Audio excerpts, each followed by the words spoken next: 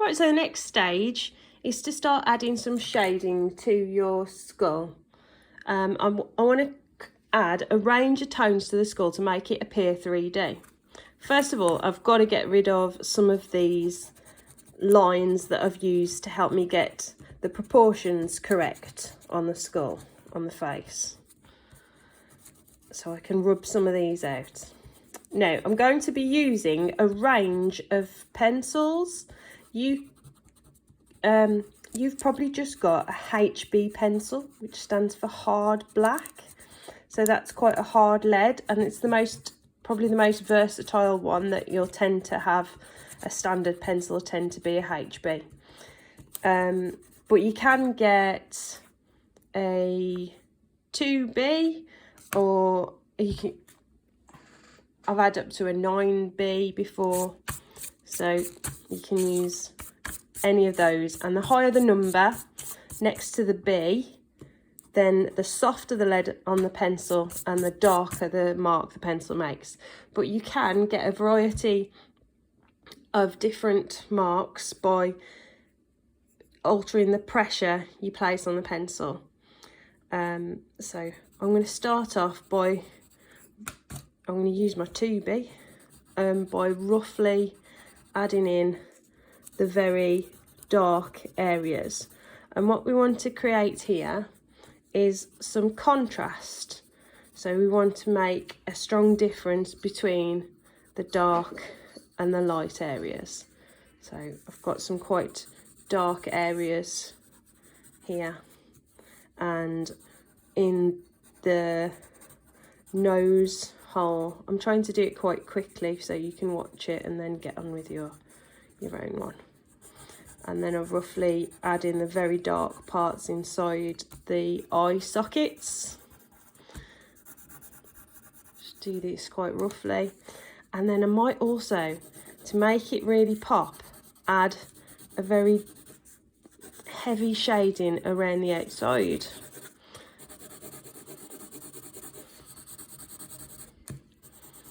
As well, and that's going to make the skull stand out. Okay, so I've quickly got that background in. Next, I need to be adding like a more of a mid-grey. So what I'm going to do is just press a little bit lighter with my pencil, looking at where those more mid-tones are. And I want to be adding a bit inside the eye sockets because the light's not catching inside those eye sockets. That's away from the light source.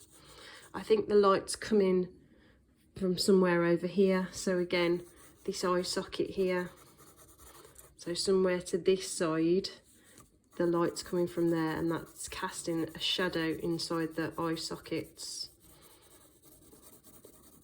I'm going to shade all of those in quite lightly. So if you can vary the pressure you're putting on your pencil, then you can master shading quite easily, because it is all about varying the pressure. So there's this side of the face, there is a lot more detail on because it's casting a lot more shadows. So I can add more shading onto this side. It's picking out more of the little creases in the face.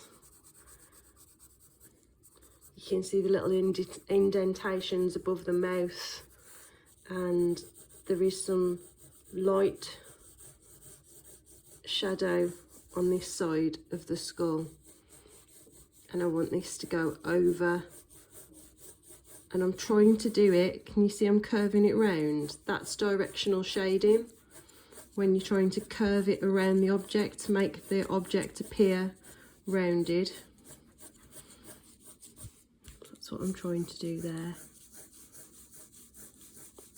And remember, I just rest my wrist on the paper and rotate and pivot from my wrist. You can smudge a bit in as well if I want it to sort of fade out. You can use your finger. You can get tools like this blending tool.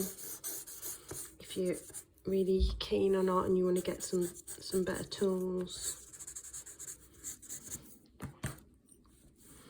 I still think that that's a bit darker inside the nose there, so I'm going to just add to that a bit.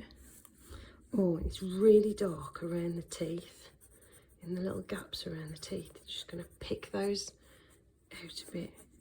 Just really press quite hard when I'm doing the shapes around the teeth. You've got to be patient with it though. I'm rushing this to try and keep my video nice and short for you so you can get on with yours. There's a bit of shadow cast there because the jawbone sticks out.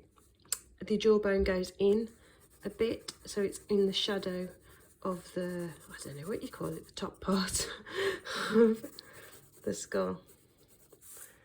And there's a bit more shadow around there.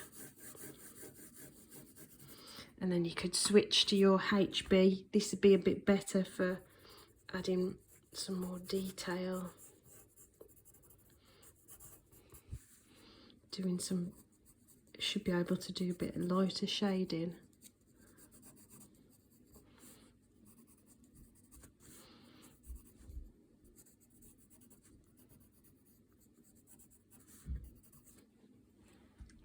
I'm going to carry on with that then, I'll show you the end result.